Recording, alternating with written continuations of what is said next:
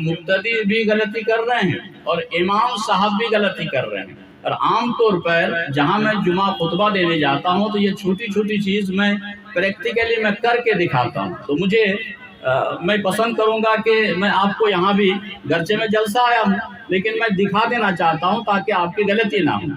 हमारे यहाँ इमाम लोग जो हैं तो बड़ा लंबा सूर टालने की आदत है सबको, जलसा भी हो गए, माँ बहन जो भी हैं। तो नमाज में भी ऐसे लोगों को मैं देखा कि नमाज में जब इमाम साहब अल्लाह अकबर कहते हैं तो वहाँ भी लंबा खींच लेते हैं। देखिए अल्लाह अकबर, अब इतना लंबा खींचने का क्या मतलब हुआ, पहले बोलिए तो, इन लोगों से बोलने दीजिए। क्या दुआ? चलिए अच्छी बात है, जवाब सही है।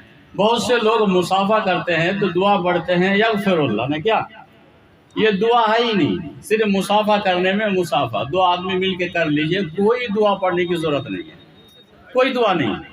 जी शायद ऐसे ही गुनाह झड़ जाएंगे। सिर्फ दो आदमी हाथ मिलाएगा और बाकी कुछ भी नहीं कहेगा, वो दोनों में से कोई दुआ नहीं पड़ेगा, सिर्फ हाथ मिलाना है, मुसाफा। हम लोग पढ़ते थे यगफिरुल्लाह, ये सब कोई दुआ साबित नहीं है, नंबर एक।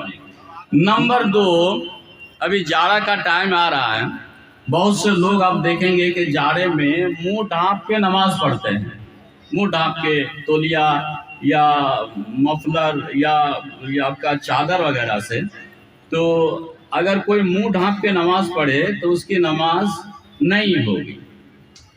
ठीक है, दो बात हो गई, मुसाफा में कोई दुआ नहीं, एक मुंह ढाँप के अगर कोई नमाज पढ़े तो उसकी नमाज नहीं होगी, दो। नंबर तीन, बहुत से लोग नमाज पढ़ते हैं लेकिन होंठ नहीं हिलाते हैं, चुपके से ऐसे पढ़ते हैं नमाज, उसकी भी नमाज नहीं होगी।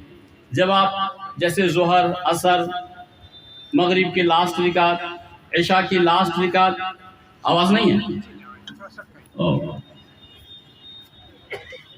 मुझे भी ऐसा लग रहा है कि मैं आपको समझाऊं, मैं दो तीन लगा देते हैं, हम क्या बोलेंगे, सामने ताक के बोलना भी नहीं आता है मुझे।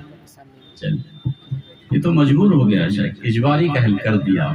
नहीं, मुझे इधर उधर देखना चाहिए। बहरहाल, अगर नमाज पढ़ते हुए दुआ दिल में आप कहेंगे लेकिन उसके साथ होंठ हिलना चाहिए। अगर आप होंठ नहीं हिलाते हैं और पूरी दुआ दिल ही में पढ़ते हैं तो उसकी भी नमाज नहीं होगी। तीन हो गया। नंबर चार, बहुत बड़ी गलती हम लोग कर रहे हैं, वो ये है कि हदीस ये है कि जब आदमी सजदा करे तो सजदा 7 हड्डियों पर करना चाहिए। हदीस सही है, अल्लाह के रसूल सल्लल्लाहु अलैहि वसल्लम ने फरमाया, उमिरतु अन अस्जुदा अला सबअति अअज़मिन। नबी कह रहे हैं कि मुझे हुक्म दिया गया कि मैं 7 हड्डियों पर सजदा करूं। सजदे के वक़्त ज़मीन में 7 हड्डियों को लगाना ज़मीन में ज़रूरी है, ये ज़रूरी है। 7 हड्डी में पहली ये पेशानी, और पेशानी के साथ नाक का भी लगना ज़रूरी है। पेशानी और नाक ये एक हुआ, 2 ये दोनों हाथ, 3 एक और ये 2, 3 यहाँ और यहाँ, 3 और ये घुटना, 5 व अतराफिल कदमैन, 2 पैर की उंगलियां, जैसे वो अंगूठा है तो जमीन में लगा रहना जरूरी है।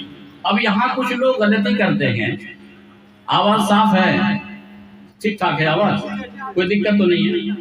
कुछ लोगों से गलती होती है, कुछ लोग सजदा करते हैं, पेशानी तो लगाते हैं लेकिन नाक उठा के रख लेते हैं, सही, तो ये गलत हो गया। अच्छा, कुछ लोगों से गलती होती है कि सजदे में जब जाते हैं तो एक पैर को उठा लेते हैं और दूसरे पैर को वो उठाते रहते हैं, इस पैर को, तो सजदे की हालत में पैर आप ना उठाएं। अगर आप पैर उठाते हैं तो एक पैर अगर उठा लिए तो हड्डी कितनी बची? 6, हुक्म क्या है? 7।